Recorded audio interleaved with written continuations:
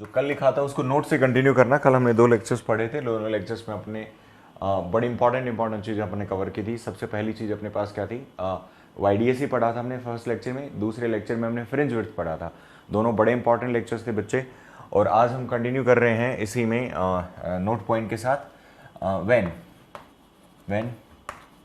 Whole operator whole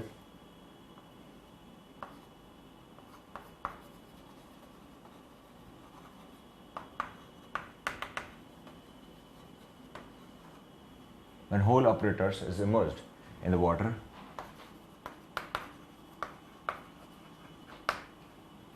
apparatus is immersed in the water or maybe anything, water or any transparent medium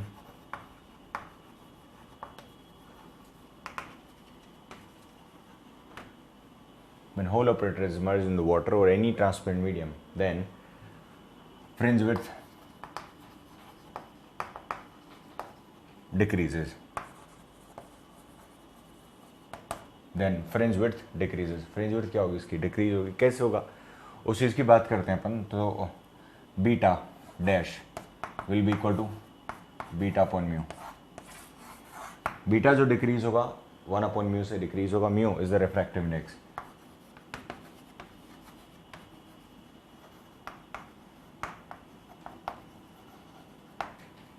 mu is called as refractive index. और beta original यदि नहीं होगा तो इस तरीके से, ठीक है। तो बीटा डैश ध्यान रख लेना, इस तरीके से होता है।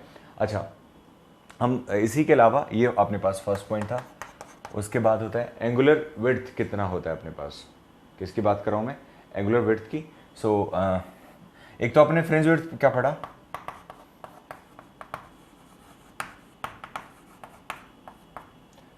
रिमेन्स सेम, ये हमने कल पढ़ा था, उसको मैं लिख रहा हूँ, रीराइट कर रहा हूँ basically. Fringe width remains same for all the fringe width remains same for all the fringes, all the fringes, be it dark or white, dark और bright, कोई भी फ्रिंज हो उसके लिए क्या होता है, फ्रिंज विड्थ सेम रहती है। थर्ड पॉइंट, और इसका फॉर्मूला कितना होता है, beta equal to lambda capital D by small D, that the formula. और उसके बाद आता है एंगुलर फ्रिंज विड्थ। एंगुलर कितना एंगल पे हो रहा है, एंगुलर फ्रिंज विड्थ कैसा होगा, अपने स्लिट से अपन देखेंगे तो उसका कितना एंगल पे बन रहा है, उसका थीटा के टर्म्स में कैसे देखेंगे उसको। This is beta children. ये कितना होता है अपने पास, beta. So angular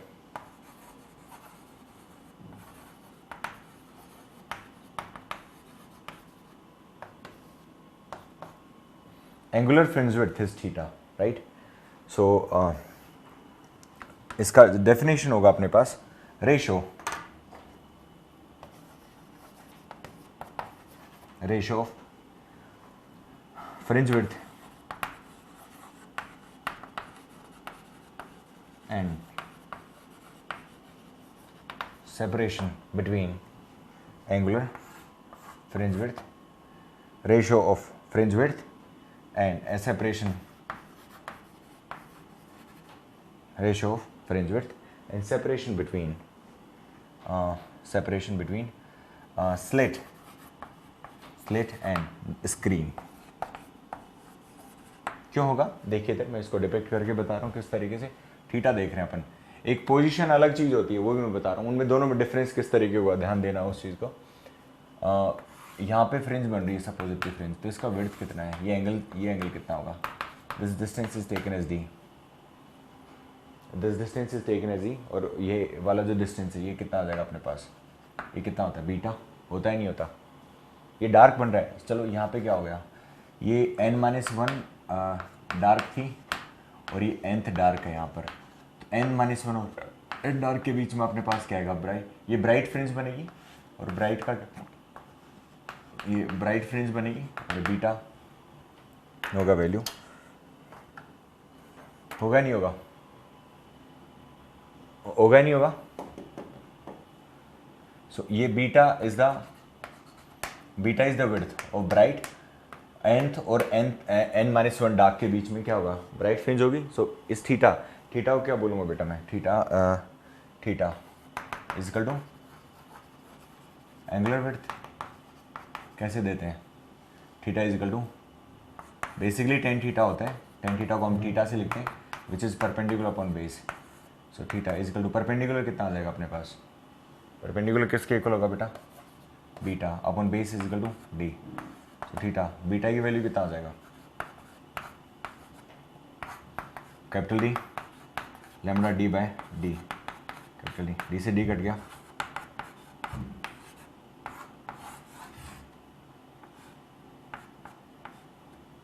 theta is equal to lambda D by D. इस पे डायरेक्ट क्वेश्चन आते हैं बेटा बहुत बार, है ना, इसी पे डायरेक्ट क्वेश्चन आते हैं। जो मैं पॉइंट्स लिखा रहा हूँ इन पे सब पे हम क्वेश्चन करने वाले हैं, ठीक है। Moving to the next point, angular. हम किसकी बात करें, एंगुलर पोजीशन क्या होगी, I am talking about angular position, angular position of the nth fringe. Fringe कौन सी, कोई भी, मैं बोलूँ थर्ड जो फ्रिंज है उसकी एंगुलर पोजीशन बताइए आप, है ना, हर किसी का अपने वो अपन देख सकते हैं। एंगुलर पोजीशन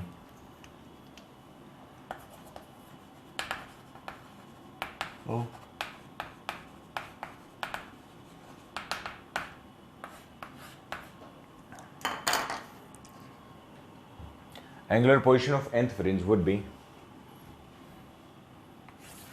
ये मिड पॉइंट यहाँ पर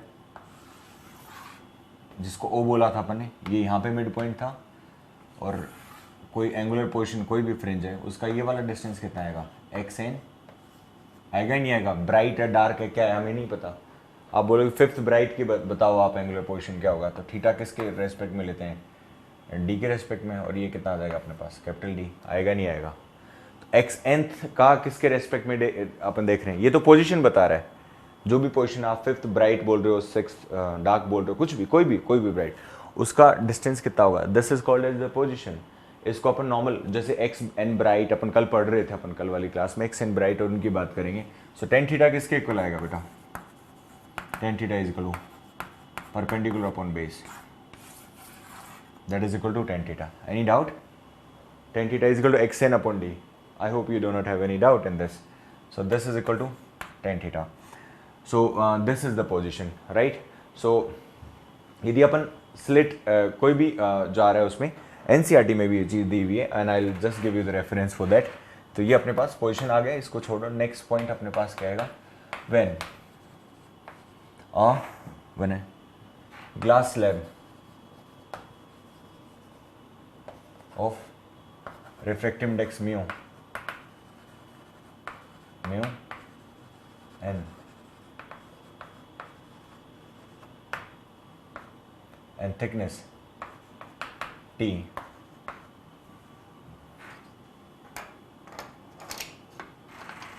when a glass slab of refractive index mu and thickness T is placed in mu and thickness T is placed in the path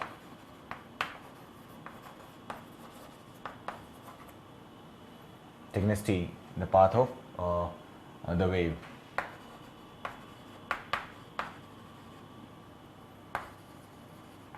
Coming from one slit, then path difference,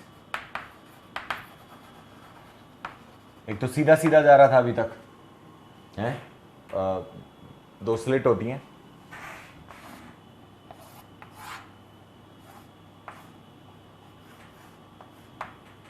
T thickness का, mu reflective index है, आपने रख दिया, और यहाँ से light सीधी जा रही है स्क्रीन पे जहाँ भी इमेज बन रही है, जो भी सुपर इम्पोज हो रही है जो भी, ठीक है। ये स्लिट S1, ये S2, S1 से जो वेव जा रही है उसके रास्ते में आपने एक ट्रांसपेरेंट स्लैब रख दी, और ट्रांसपेरेंट स्लैब का थिकनेस T है और उसका रिफ्रैक्टिव इंडेक्स क्या है, म्यू है।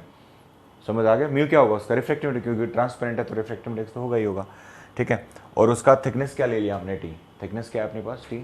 सो उसका डेल्टा एक्स कितना होगा, किसकी, पाथ डिफरेंस, इसकी वजह से path difference. So path difference जो जनरेट होगा यहाँ पर, that would be delta X is equal to mu minus 1 into T. इस पे बेस भी डायरेक्ट क्वेश्चन आते हैं, एनसीईआरटी में कंसेप्ट दे रखा है, समझ आई बात, ठीक है। I really hope you have noted all the points. जितने भी अपने पास 5 पॉइंट्स थे, ठीक है। I will also like to take this opportunity, so just to make you understand that it is written somewhere. It's not, this concept is not given in NCERT, yeah, but yes, this concept is there. This is not given in NCERT. I thought this is in NCERT, but this is not there. एक question हमने 10.3 हमने कल कर लिया था, और बाकी हमने क्वेश्चन आज 10.1, 10.2, 10.4 हमने आज करने, ठीक है। ये कुछ क्वेश्चन करके इन तीनों क्वेश्चन जो अपने रिमेनिंग एनसीईआरटी के उसको कंप्लीट करेंगे अपन। अभी इस पे बेस्ड क्वेश्चन देखते हैं।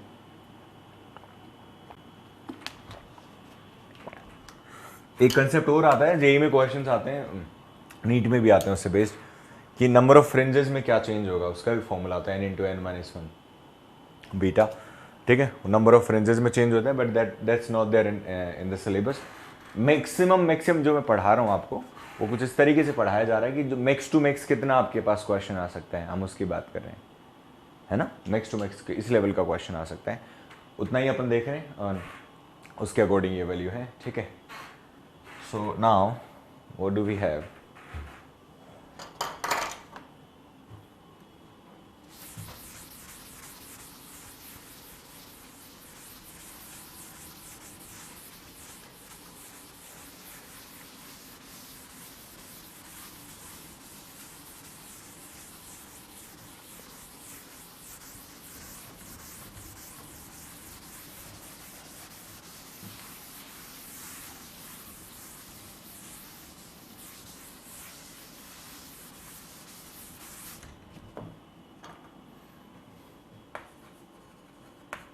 question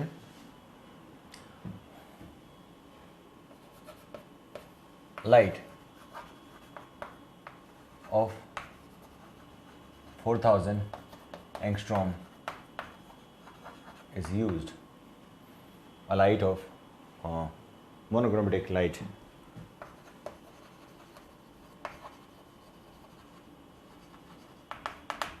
what is monochromatic light?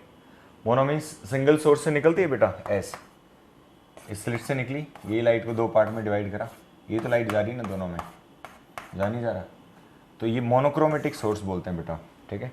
Normal जो सोर्स होता है वो नहीं होता है, जनरली सोडियम लैंप होता है, सोडियम लैंप, ठीक है, उसका फ्लेम जो होता है येलोइश फ्लेम होता है उसका, उसको मोनोक्रोमेटिक सोर्स कहना चाहो तो एक बल्ब होगा, बल्ब में पॉइंट साइज होना चाहिए कुछ भी। ट्यूबलाइट को आप मोनोक्रोमेटिक, मोनो मीन सिंगल होना चाहिए, पर उसका लेंथ क्या होता है, ज़्यादा होता है। अपन ट्यूबलाइट को मोनोक्रोमेटिक सोर्स के रूप में नहीं लेते हैं अपन कभी भी।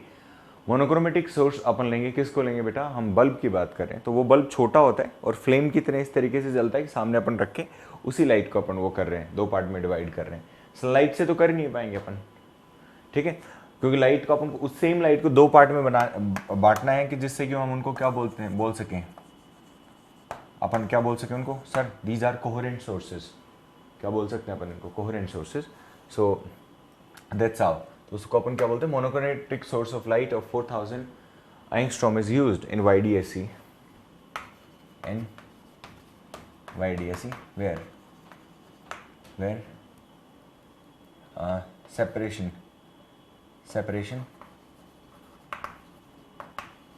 between the slits is 0.5 mm and distance between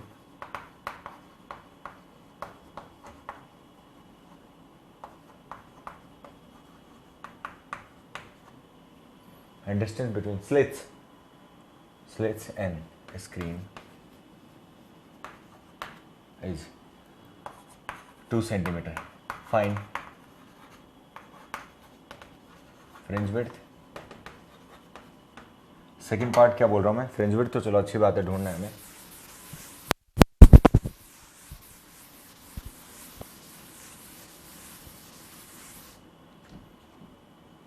find fringe width,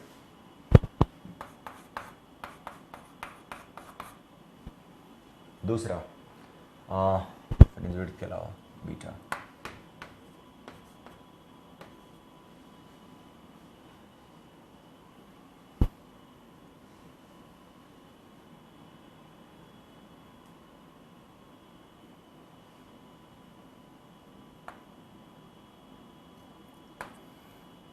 when whole apparatus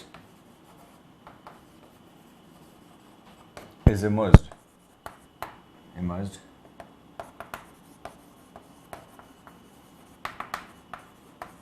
water.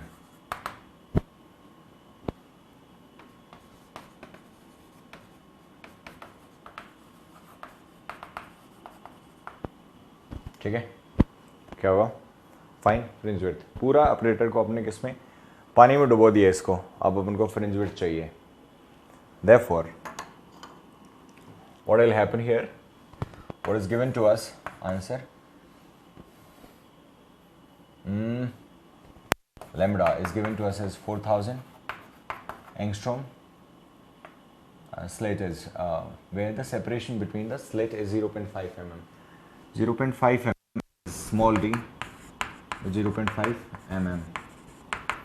0.5 into 10 to power minus 3. 5 into 10 to power minus 4 meters, and capital D is equal to 2 centimeter. Yes or no? Right? ये इस तरीके से आएगा। Therefore, सबसे पहले beta find out करते हैं अपन, कितना आएगा? Lambda 4 into 10 to power minus 7। Angstrom का वैल्यू कितना होता है बेटा? 10 टू माइनस 10। और ये इसका 10 टू पावर 3 आएगा खुद का 4000 का 4 इंटू पावर 3, तो टोटल कितना हो जाएगा? मल्टीप्लाई करेंगे तो 4 into 10 to power minus 7 into capital D would be 2 centimetre, can be written as small d is 5 into 10 to power, oh no, this is 2 into 10 to power minus 2, and this is small lambda, oh that is capital D.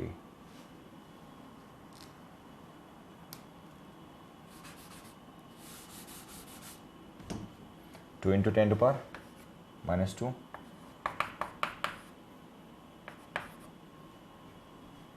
Right. Solve करेंगे अपन इसको तो अपने पास क्या आएगा? 8/5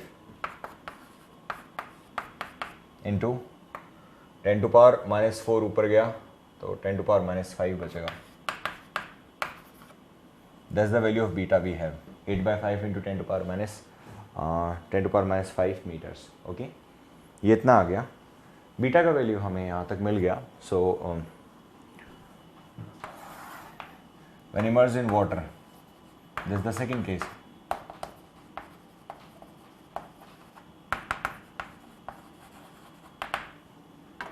जब उसको पानी में हम डुबो देंगे फिर क्या होगा? तो ऐसा होगा that new beta would be 8/5 into 10 to power minus 5. Mu का value, mu is 4/3.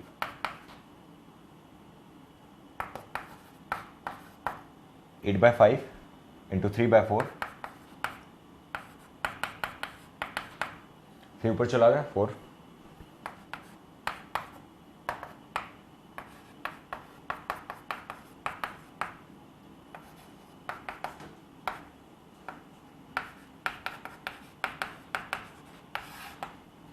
Beta dash is less than 8/5। क्या होगा अपने पास? बीटा डैश का वैल्यू क्या होगा? 6/5, yes 1.2 into 10 to power minus 5, और ये वाला वैल्यू अपने पास होगा 1.6 into 10 to power minus 5 metres. So anyways हमें पता है beta will be greater than only beta dash is equal to beta upon mu. होगा ही नहीं होगा?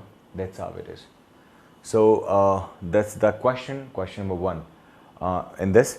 Okay, the next question would be related to the angular width. हम किसकी बात करते हैं? एंगुलर विड्थ कितना होगा उसका? Fringe width. नॉर्मल विड्थ हमने फाइंड आउट करा हुआ ही है, ठीक है।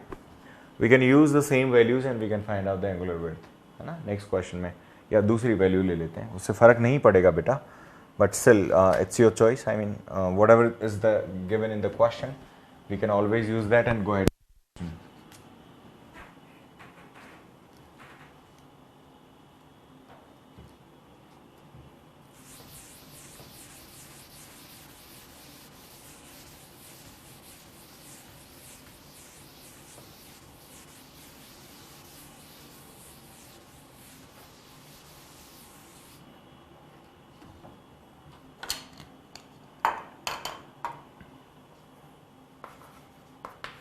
in YDSE, in YDSE,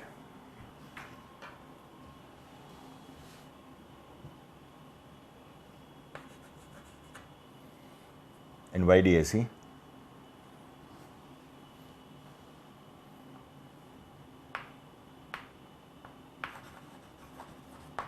light of 6000 angstrom is used, where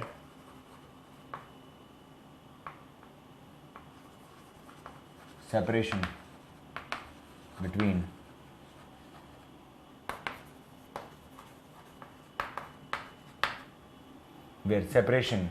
between slits is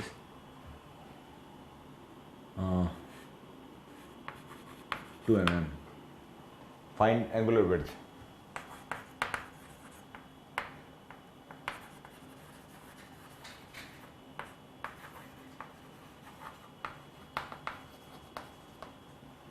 Find angular fringe width. Angular fringe width theta would be lambda by small d. Lambda का value कितना है, small D का value कितना है, 2 mm, 2 × 10⁻³ yes, 6 × 10⁻⁷ upon 2 × 10⁻³ this would be 3 × 10⁻⁴. Theta किस में होता है बेटा, रेडियन में. Do not forget to write the SI unit of the given value. 3 × 10⁻⁴ radian, this will be the value of theta. Hope you have understood that. This is the, one question. Now we have the next question.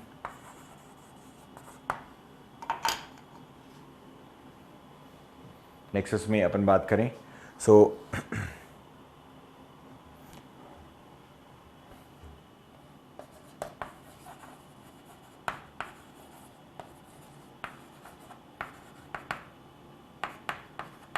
glass slab of mu is equal to 1.5 is kept in the path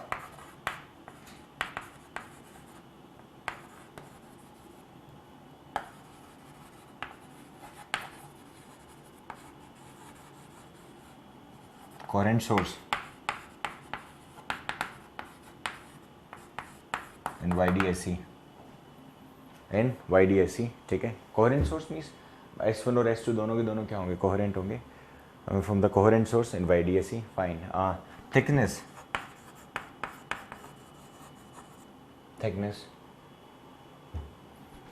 of the slab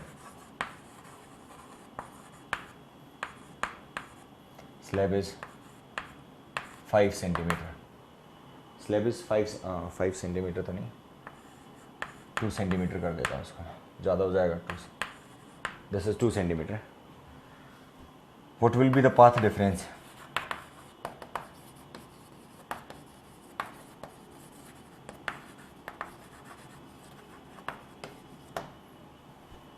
what will be the path difference?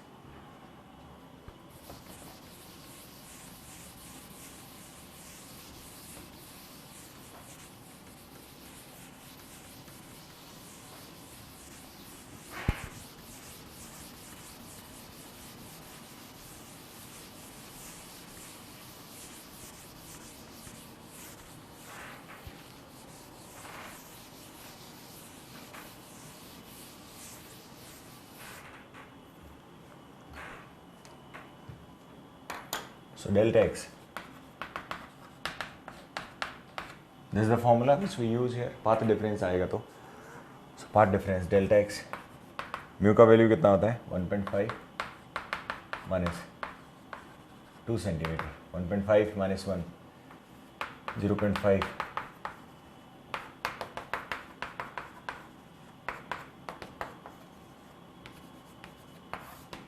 Delta x कितना होगा अपने पास 1 centimetre. कितना आएगा बेटा 1 centimetre. Okay. कई बार question में अपने पास direct भी आ जाता है. एक और क्वेश्चन कराता हूँ इसी पे बेस्ड. अपने पास बीटा हो गया, ठीक है. सब तरीके के हमने फिर कर लिए क्वेश्चंस. एक लास्ट क्वेश्चन करा रहा हूँ, उसमें फ्रिंज विड्थ गिवन है आपको. लैम्बडा पूछा था कल, फ्रिंज विड्थ देके वो सेपरेशन देके हमसे लैम्बडा पूछा था कल. वो चीज़ आपको बताई दी थी मैंने कल आपको। सो जो एनसीईआरटी का बैक एक्सरसाइज का 4th क्वेश्चन था जो हमने कल कर रहा था क्लास में, अभी जो मैं करा रहा हूँ यहाँ पे मैं फ्रेंच वर्ड दे रहा हूँ आपको। नेक्स्ट क्वेश्चन, in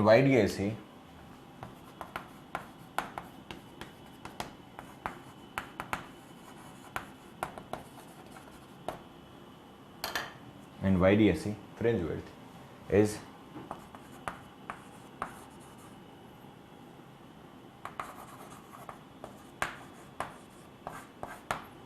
बीटा खुद से दिया है, fringe width is 3 centimetre.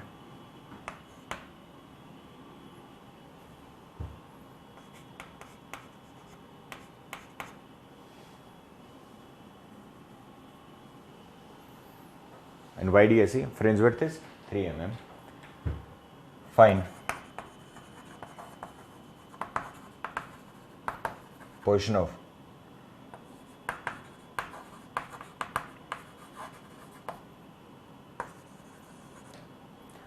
position of fourth bright and 8th dark. Third position of 4th bright and 8th dark. एक चाहिए beta is equal to lambda capital D by D is equal to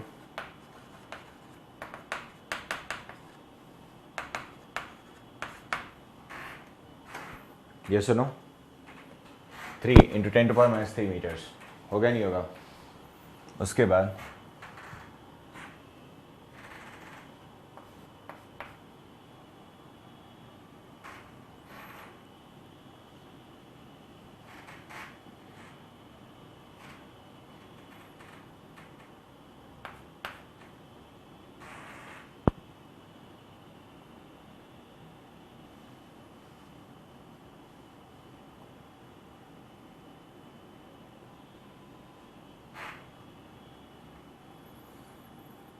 x of fourth bright हमसे पूछा है n lambda D by D।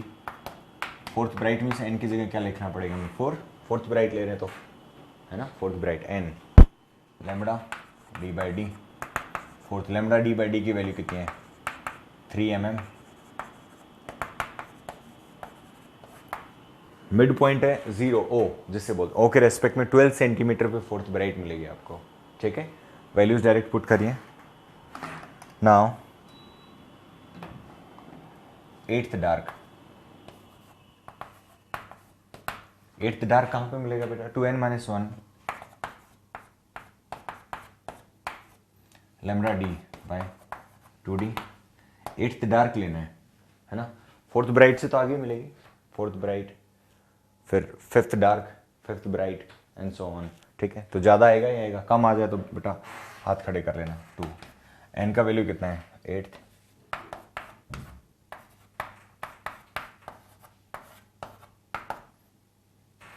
Eight into 2 16-1 16-1 होगा 15 by 2 15 by 2 into lambda D by D का value कितना होता है 3 mm 45 by 2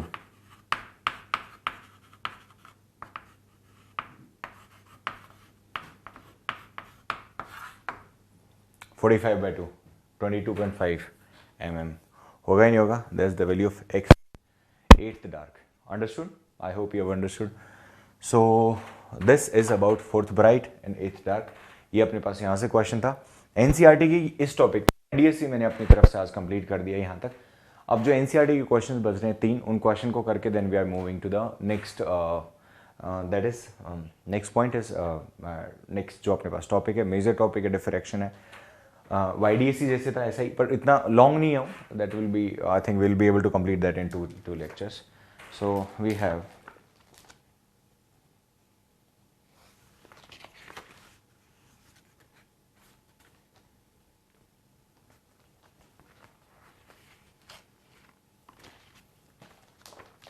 so I'm on page number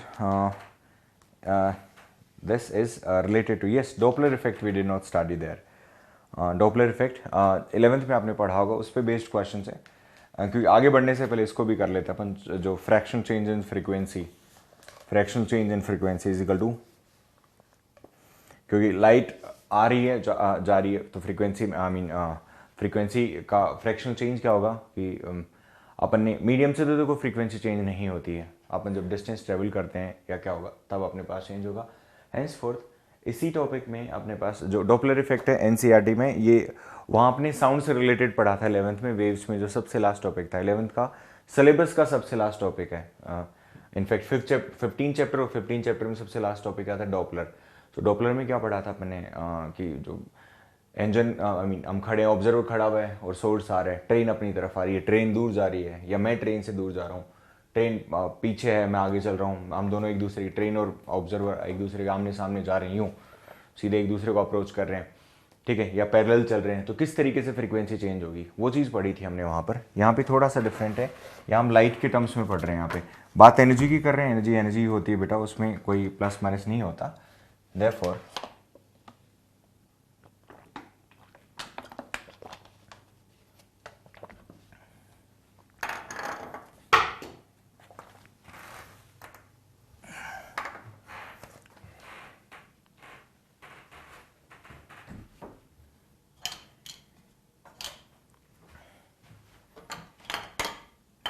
और उसी पे बेस्ड क्वेश्चन है, मैं डायरेक्ट उस क्वेश्चन में आपको बता दूंगा डॉपलर इफेक्ट। इससे क्वेश्चन नहीं, बहुत सालों से कोई क्वेश्चन नहीं आया इसमें, बट सिंस एनसीईआरटी में टॉपिक गिवन है तो अपन को पढ़ना चाहिए उससे रिलेटेड ही, in general nothing related to वाईडीएसी।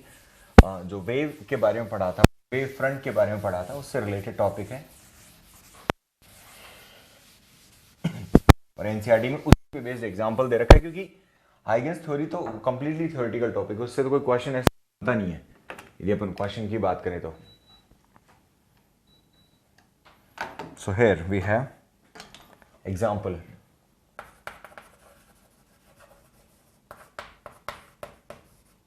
(10.1)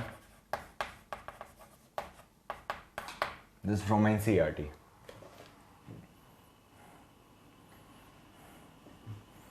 Right? So one is called as red shift, another is blue shift, ना उसकी भी बात करेंगे अपन। So पॉजिटिव नेगेटिव किस तरीके से आएगा, fractional change in frequency,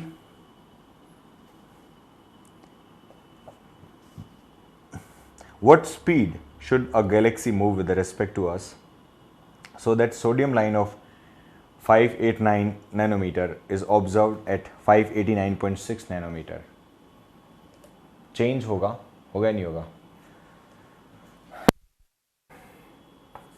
589 nanometre से 589.6 नैनोमीटर पे ऑब्जर्व हो अपने पास, ये लैम्बडा दे रखा है, दिस इज लैम्बडा डैश। एक चीज़ हमें पता है,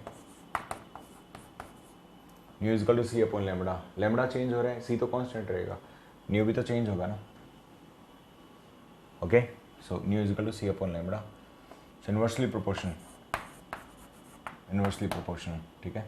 सी अपने पास फिक्स होता है, क्या करें, so C nu into lambda, right.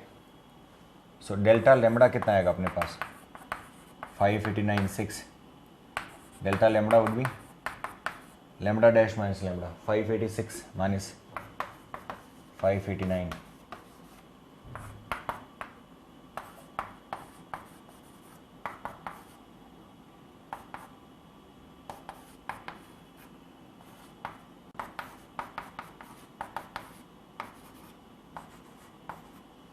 that is delta lambda 6 into 10 to power minus 10 meters, 6 into 10 to power minus 10 meters, that's the value of lambda.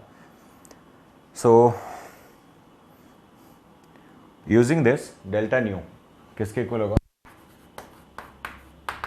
Delta nu upon nu is equal to delta lambda upon lambda which is equal to,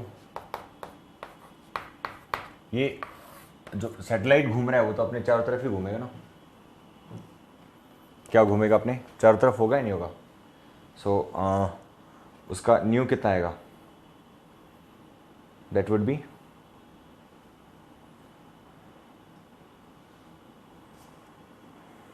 new radial पूछा हमसे, सो सी would be. Delta lambda हमने दे रखा है क्योंकि directly अपने पास जो fraction, इसका जितना फ्रैक्शन चेंज होगा इसका भी उतना ही होगा। So v upon c delta lambda upon lambda, v is equal to c into delta lambda. ये नेगेटिव साइन अपने पास रिलेटिव मोशन के लिए अपन देते हैं, ठीक है। So v radial is equal to कितना आ जाएगा, सी डेल्टा लैम्बडा का वैल्यू कितना है अपने पास, 6 into 10 to power -10 upon 589। Lambda initial कितना है 589 इंटू 10 टू पावर -9। इसको सॉल्व करेंगे अपन तो अपने पास आएगा 10 टू पावर -1। ये इधर लेके आएंगे तो 10 टू पावर 7 बचेगा। 6 into 3 18 into 10 to power 7 upon 589। Divide कराएंगे तो 3 इंटू 3.6 इंटू 10 टू पावर 5। और इसी को अपन देखेंगे तो 306 इन 10 टू पावर 3 मीटर पर सेकेंड चल रहा है, ये मीटर पर सेकेंड था। और 10 टू पावर 3 को क्या लिख सकते हैं, किलोमीटर लिख सकते हैं। मीटर की जगह क्या कर देंगे, किलोमीटर। एक सेकेंड में सैटेलाइट का स्पीड कितना होना चाहिए, 306 किलोमीटर्स। सो दैट अपन जो सोडियम लाइन है, सोडियम लाइन किस में आ रहा है, विजिबल में ही तो है नहीं, 400 नैनोमीटर टू 700 नैनोमीटर, वही तो दिख रहा है ना। ये किस में है बेटा, विजिबल रेंज में अपने पास। ये जो रेंज होगी ये क्या है अपने पास, विजिबल। 589 400 और 700 उसके बीच में आ रहा है। So that is a visible light. Okay children, so this is about it. Second,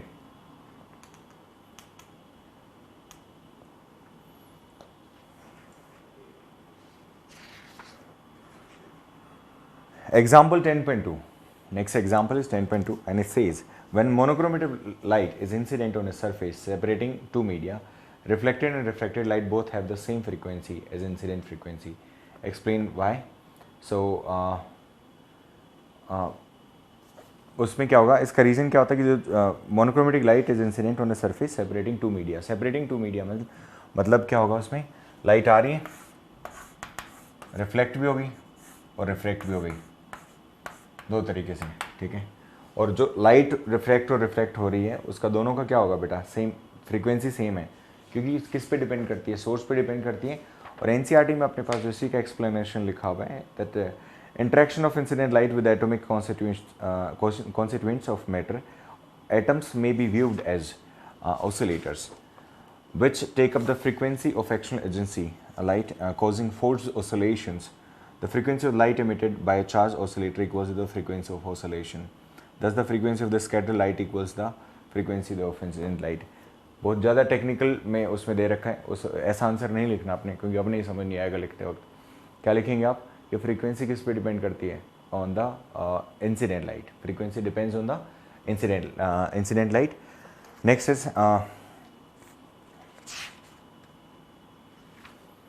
when a light travels from a rarer to denser medium, the speed decreases. Does the reduction of speed imply the reduction in the energy carried by the light wave? No. क्या भी ठीक है, speed decrease होती है क्योंकि mu is equal to कितना होता है, सी अपॉन वी, ठीक है। Mu is dimensionless unitless quantity. So वहाँ पर does the reduction the speed implies the reduction in the energy? No. तो क्या होगा यहाँ पर, देखिए इधर एनसीईआरटी का सेकेंड एग्जाम्पल है विच इज 10.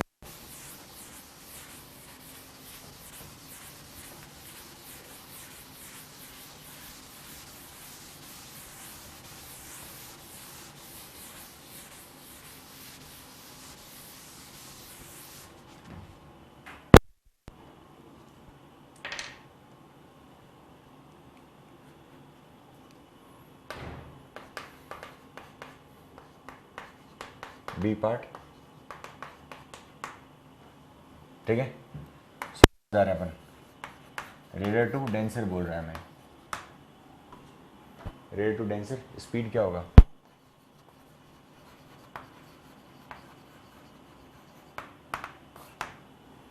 स्पीड डिक्रीज होती है, ठीक है।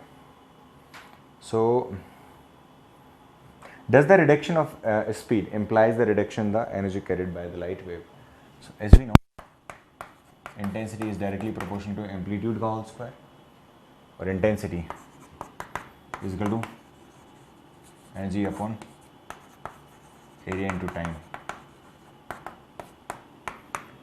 So directly proportional किसके होगा?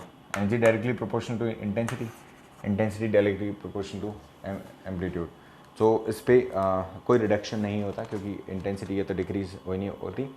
Energy carried by the wave depends on the amplitude of the wave, not on the speed of the wave propagation. Speed पे कहीं डिपेंड नहीं कर रही। मैंने दोनों फॉर्मूला लिख दिया जो एग्जैक्ट कहने मतलब स्टेटमेंट में आप कैसे लिखोगे, but this is the exact concept which I have taught you till now. Okay, this b point. Next is c. In the wave picture of light, intensity of light is determined by the square of the amplitude of the wave. Okay, ये अभी जो बताया, intensity is directly proportional to amplitude का whole square. What determines the intensity of light in the photon picture of light? Photon picture of light. So that is वो next chapter में आएगा, उसमें अपने पास intensity ये वाला फॉर्मूला है बेटा, photon picture वाला, ठीक है। सो यहाँ तो ये तो किसके लिए आता है, और अपन पार्टिकल नेचर, ये wave nature,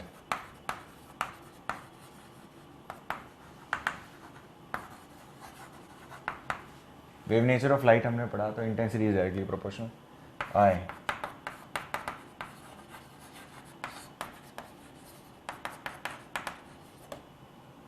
energy upon time होगा ही नहीं होगा, I is equal to energy upon area upon time.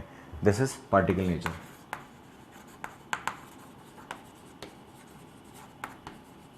और पार्टिकल नेचर किसको बोल रहे हैं अपन, जो कि dual nature. Next chapter, very next chapter अपन ये वाला फॉर्मूला पढ़ेंगे अपन, है ना। Energy upon area into time, upon में टाइम आएगा। सो दिस इज द फॉर्मूला। पता नहीं अब यहाँ पे इसने क्यों पूछा हुआ है, क्योंकि ये फॉर्मूला है ये आगे वाले उसमें।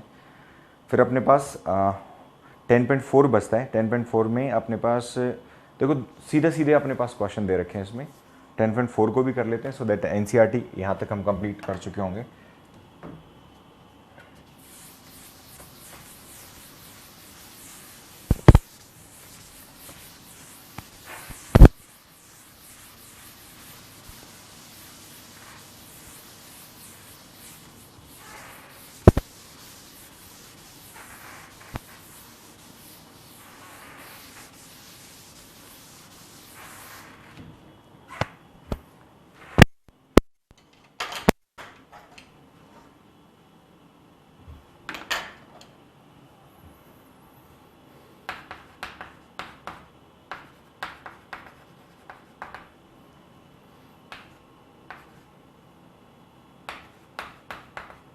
पूरा का पूरा किस पे डिपेंड कर रहा है बेटा, वाईडीएससी पे। And it says what is the effect of interference fringes in a Young's double slit experiment due to this screen is moved away from the plane of the slits. So beta D increase हो रहा है, I mean पहले का split is move रहा है, तो D बढ़ रहा है, तो बीटा भी क्या होगा बेटा, बढ़ेगा? बढ़ेगा नहीं। Angular separation of the fringes remains constant. Axial separation of the fringes in the proportion directly proportional to the slit. Yes. The monochromatic source is replaced with another monochromatic source of shorter wavelength. So beta. Beta is inversely proportional to lambda. Lambda बढ़ेगा, beta बढ़ेगा. Lambda shorter wavelength की बात करें तो beta क्या होगा? Decrease होगा. This is second. This is first. Third. The separation between the two slits is increased. Small d. तो क्या करें? Decrease. Beta is inversely proportional to d. d upon decrease कर रहे हैं. Beta क्या होगा? Increase होगा.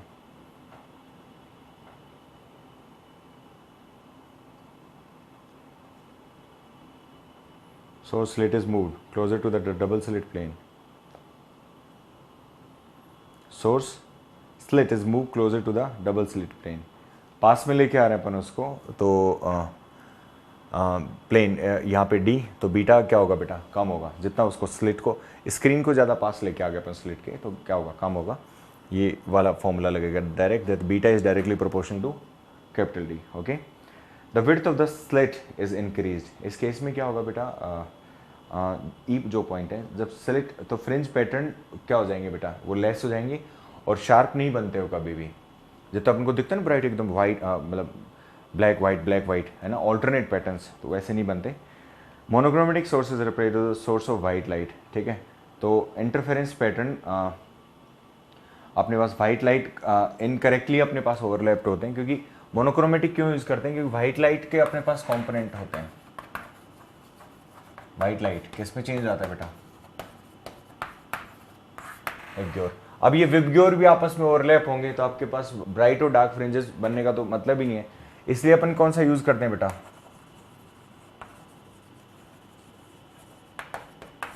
कौन सा यूज करते हैं अपन, मोनोक्रोमेटिक। That's the thing. तो मोनोक्रोमेटिक अपन यूज करते हैं, उसका रीजन ये होता है। समझ आ गई बात। So this is about it. So that's all about the differentiation. So I, इसके बाद अपने पास जो नेक्स्ट टॉपिक आता है that is diffraction, right. Interference हमारा पूरा हो गया, diffraction we have to start. So I take a small break and get back to you. So let's start with the diffraction. Diffraction क्या होता है, एक दो फिनोमेना बताता हूँ आपको मैं। देखो, उससे बेसिक फिनोमेना किससे रिलेटेड कि डार्क रूम है, आई एम श्योर, मतलब मेरे जो गांव में जो घर है मेरा, जहाँ पे मैं पढ़ा, मैं बड़ा हुआ जहाँ पर, ठीक है, शहर में आने से पहले, तो देयर इज़ अ रूम। अब बहुत सारे नीचे जो रूम बने उनमें विंडो जनरली नहीं है, किसी में भी विंडो नहीं है वहाँ पर। तो ऊपर, जिसको ऊपर जो एक छोटी सी विंडो होती है, बस थोड़ी रोशनी उसमें से आ जाए, उसके लिए वो विंडो गिवन है। बाकी बिल्कुल it is like absolutely dark, ठीक है। सनलाइट यदि उस विंडो में से, उस छोटे से अपर्चर में, जिसको झिरी बोलेंगे अपन, स्लिट को हिंदी में बोलते हैं झिरी, ठीक है। द स्लिट, वो छोटे से अपर्चर से लाइट आ रही है, तो उसमें जो लाइट रहेगी वो बिल्कुल शार्प आके एक पॉइंट पे अपन को, देखो बिल्कुल डॉट्स, एक ब्राइट स्पॉट दिखेगा अपन को, ठीक है। सो जो ब्राइट स्पॉट, एक वो छोटे से पार्ट से वो लाइट जो आ रही है, उस पार्ट से लाइट आके सीधा एक पॉइंट पे, तो एक ही पॉइंट पे डॉट दिखेगा। उसके अलावा अपन को क्या दिखता है, उसके चारों तरफ क्या होता है, अपने पास शेडो होता है। क्या बोलते हैं उसको, शेडो। और उसको बोलते हैं aperture.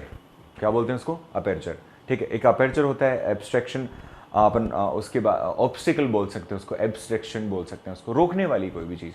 So bending of a light, bending of the light around the corners is called as,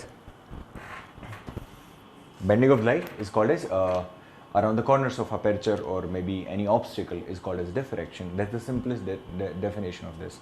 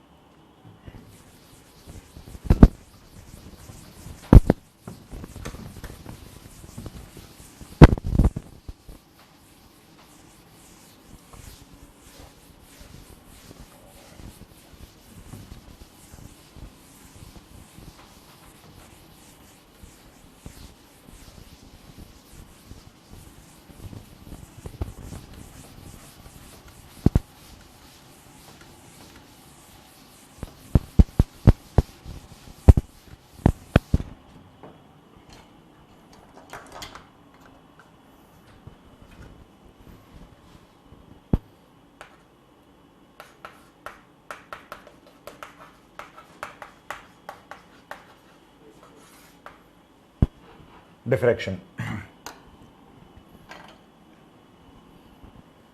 When ray of light means, अच्छा रे को अपन क्या मानेंगे, सोर्स कहाँ पर है, इन्फिनिटी पे है। रेज क्या है, इन्फिनिटी पे सोर्स होगा, तो रे सारी क्या होंगी, parallel.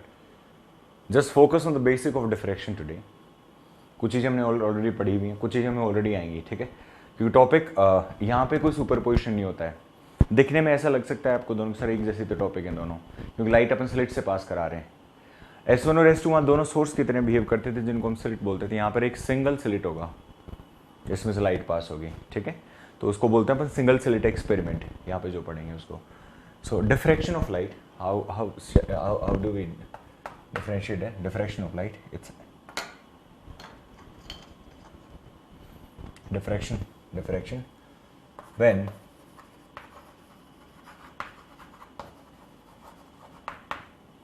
ray of light meets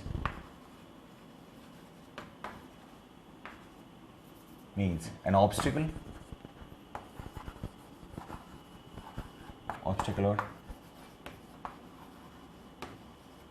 or aperture,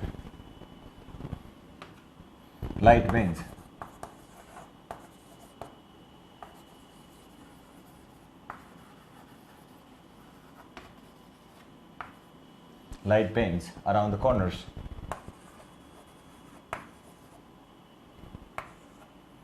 When ray of light meets an obstacle or aperture, light bends around the corners of the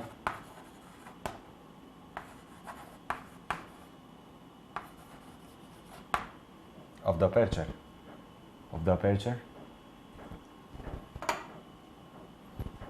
corners of the aperture. This bending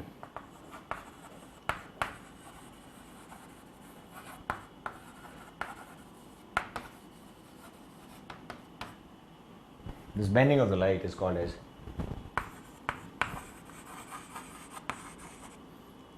diffraction.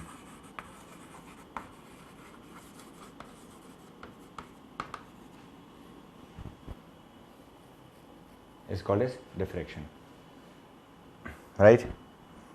So bending of light is called as diffraction. Corners पे जो bend होगी, that's the basic phenomena. Okay? For diffraction,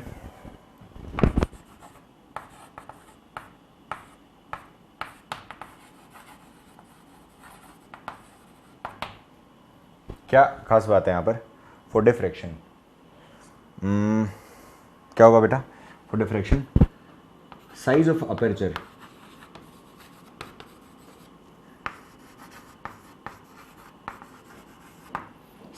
aperture should be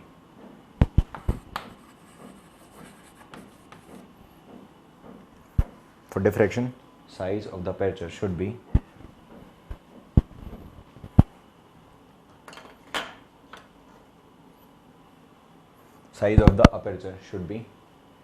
greater. Size of the aperture should be less than the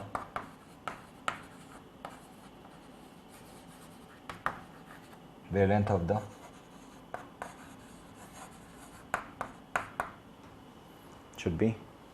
wavelength of the light.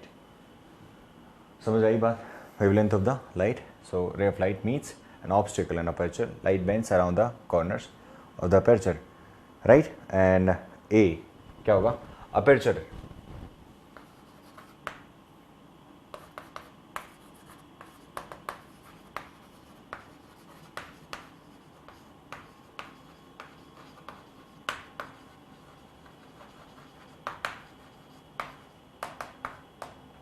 Size of aperture is denoted by A. किससे denote करते हैं? ऐसे wavelength of the light.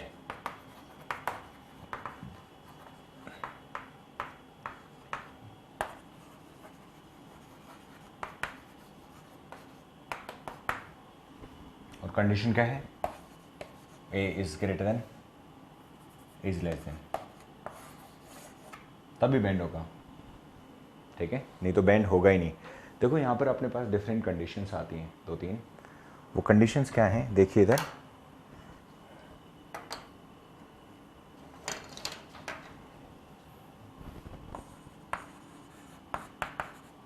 Case 1, when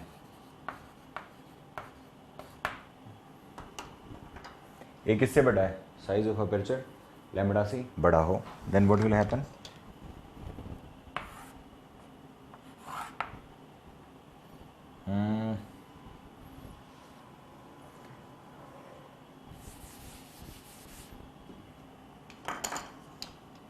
an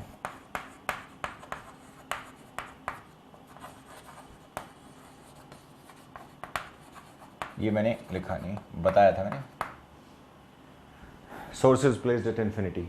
source कहाँ पे बेटा? Infinity पे. When a is greater than lambda and source is placed at infinity, therefore source is placed at infinity. This is the size of the aperture जिसमें से light pass करा रहे हैं अपन. ठीक है, दिस इज ए. तो और लाइट क्या होगी बेटा? Rays will be parallel infinity.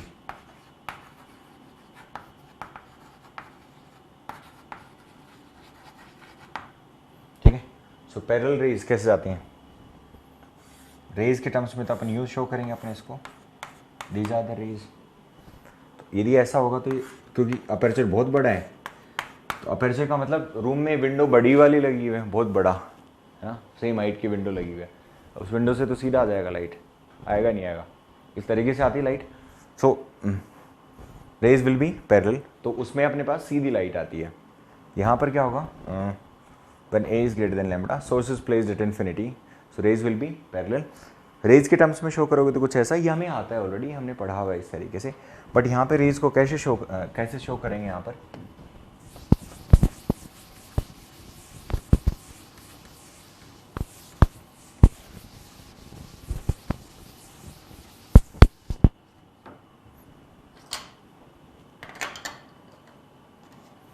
we show it like this.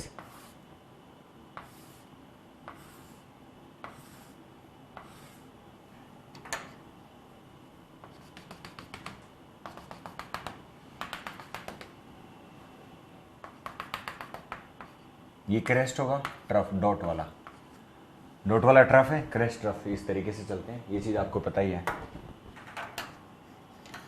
Slit में से पास होगा तो हमें स्लिट बनाना पड़ेगा यहाँ पर. That's how the slit. ये आप लेफ्ट में शो कर दो. और ये किसका साइज होगा बेटा? स्लिट का ए. और हम बात कर रहे हैं ए इज ग्रेटर देन लैम्बडा की, तो क्या हो जाएगा? सीधा का सीधा पास हो जाएगा यहाँ से, बिना मुड़े. इसकी ज़िंदगी में कोई फ़र्क नहीं आएगा. अब जितनी भी रेज हैं सब पास हो जाएंगी. ओके, कोई बेंडिंग नहीं होगी यहाँ पर, कुछ भी नहीं होगा, नो बेंडिंग, कोई पैटर्न बनता नहीं. मतलब सीधा का सीधा. बहुत बड़ी विंडो में से लाइट आ रही है तो कोई डिफ्रेक्शन नहीं बोलते उसको. Second case, when a is lambda, a is equal to lambda, दोनों बराबर होंगे. वापस से slit,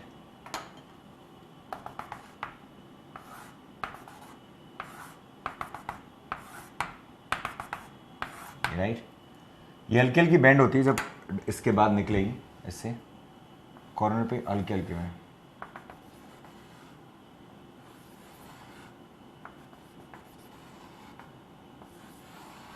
That's how it bends, slightly bends. यहाँ पे no bending.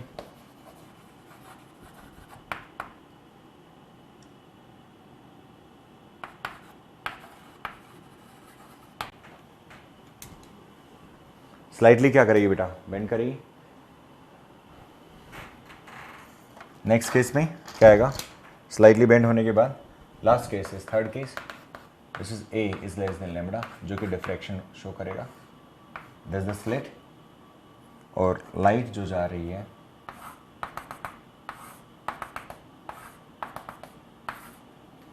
Right, yes, aperture इससे पास होगा, लाइट पूरी बेंड हो जाएगी राइट में, और बेंड होने के बाद ऐसे दिखती है बेटा.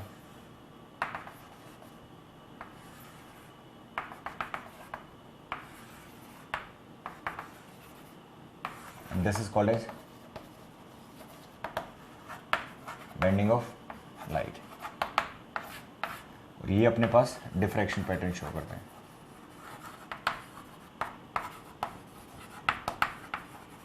ये बेसिक था. डिफ्रैक्शन पैटर्न कुछ इस तरीके से बनेगा. आई hope you have understood this point, right. So diffraction में अपने पास सबसे पहला जो कंसेप्ट था बेंडिंग ऑफ लाइट, मैंने सिर्फ पढ़ाया आज आपको. Rest will study in the next class. So I hope you have understood all the questions. Interference we are completed. We started with diffraction. We're going to complete with the diffraction, particularly this topic tomorrow in the class, and then we'll proceed further. Thank you so much. Have a good day. See you tomorrow.